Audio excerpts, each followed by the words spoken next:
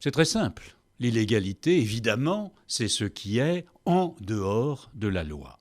Mais il y a tant de choses qui sont hors la loi.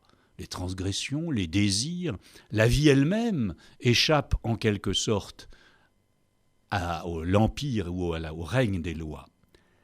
La question, ce n'est pas de savoir si ce que nous voulons est légal ou illégal, si ce que nous faisons est légal ou illégal, mais véritablement de savoir si cela nuit aux autres ou non. Et je crois qu'il faut très clairement distinguer la légitimité morale et la légitimité juridique. Ces deux sens ne se recouvrent pas. Nous pouvons parfaitement faire des choses qui sont à un moment donné absolument illégales, tout en étant profondément justes.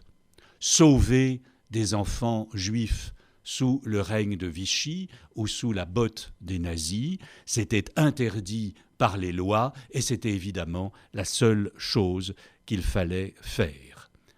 Et l'autre point que je voudrais aborder, c'est le fait que toutes ces illégalités ne sont pas simplement, qu'elles soient légitimes ou non, des actes individuels, mais aussi des actes dont l'orientation est gérée par les lois elles-mêmes.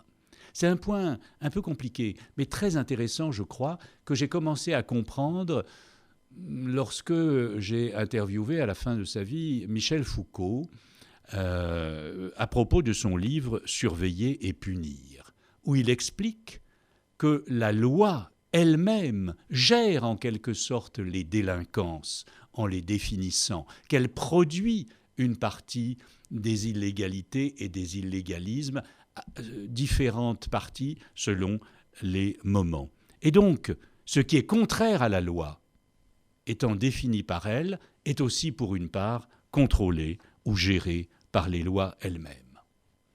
Question subsidiaire, est-ce qu'on peut imaginer quelque chose qui soit tout à fait en dehors des lois, sans être dans l'illégalité ?